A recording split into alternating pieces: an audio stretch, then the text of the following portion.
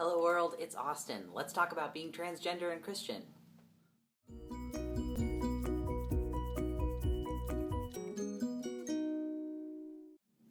It's Thanksgiving in the United States this week, and I have a lot to be thankful for. I'm thankful for big things like friends and family and having more than enough to eat and having a warm bed to sleep in and a safe place. And I'm thankful for small things like the way the sun comes in our apartment windows in the afternoon. Today, though, I'm thinking especially about how thankful I am for my gender identity and for my faith. I've done a couple of interviews in the past year with news sites and blogs, and this one question keeps cropping up. People always want to know, how do you reconcile your gender identity and being trans with your faith? And to be honest, I've always thought that was kind of a weird question. The basis of the question rests on the idea that something intrinsic and fundamental about being trans butts up against something intrinsic and fundamental about being a Christian, or faith identities in general, and in my experience that's just not true. And if you want to see more about the fundamentals of Christianity and how that lines up with being trans, definitely check out this video over here. What people are really saying when they ask this question is, how do you reconcile your trans identity with the current conservative cultural idea of what Christianity is? The reality is that for many trans folks, our faith is what keeps us afloat and keeps us going during times in our lives and times in our transition when things are particularly hard. One trans person named Jade Devlin said that when people used to ask her how she reconciled her faith and her gender identity, she felt like a skydiver being asked how she reconciled her skydiving and her parachute.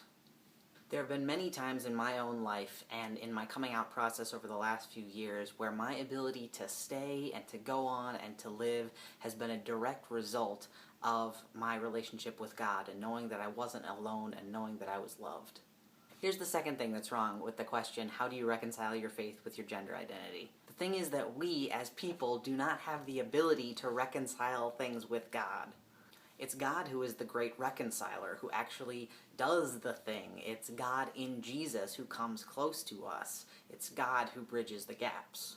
Now, this is not to say that we don't have a responsibility to turn towards God and to return to God when we wander off, which we all do all the time. But part of what the gospel means for us is that God is not something we need to be saved from.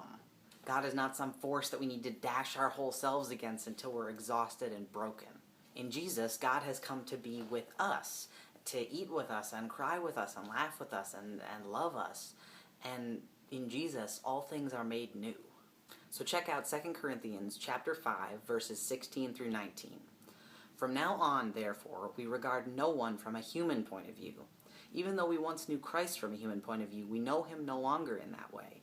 So if anyone is in Christ, they are a new creation. Everything old has passed away, everything has become new. All this is from God, who reconciles us to himself through Christ, and has given us the ministry of reconciliation. That is, in Christ, God was reconciling the world to himself, not counting their trespasses against them, and entrusting the message of reconciliation to us.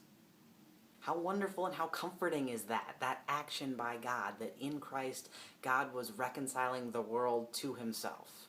God pulled us close, God did this work, God looked at everybody on earth, everybody that would be and everybody that will be, and God said, I am going to bring all these people close. I am going to make all of these people right through love. And that includes everybody who doesn't fit our cultural categories in the way that we see people through human eyes. So now we don't look at people through our human point of view, we're supposed to look at them as God looks at them. We can't look at somebody and say, that person doesn't fit our current cultural standard of whatever, and therefore they are out. Instead, we look at people the way God looks at them, and God has already said the divine yes to the outcasts and the people that don't fit in. And we get to be the ones to spread that good news. How cool is that? So that's what I'm thankful for this Thanksgiving, that God has already looked at me and my gender identity and said, this person is loved, that God has already done this reconciling work. Now we just have to carry that ministry forward. I'm thankful that my faith has held me up in troubled times and that it's challenged me in times when I think maybe I already know it all. I'm thankful for my experience as a trans person because it's made me more aware and it's made me more committed to welcoming the outsiders. If you're a trans Christian watching this, then I hope you are also thankful for things like this, and I hope that you feel hope and love and grace in God pulling you closer, in God doing this reconciliation work. So happy Thanksgiving, everybody, if you're in North America, and if you're not, just happy regular Wednesday, but I still hope you're thankful for stuff. If you want to see more videos like this, hit the subscribe button up here, and we will see you back here next Wednesday. Peace.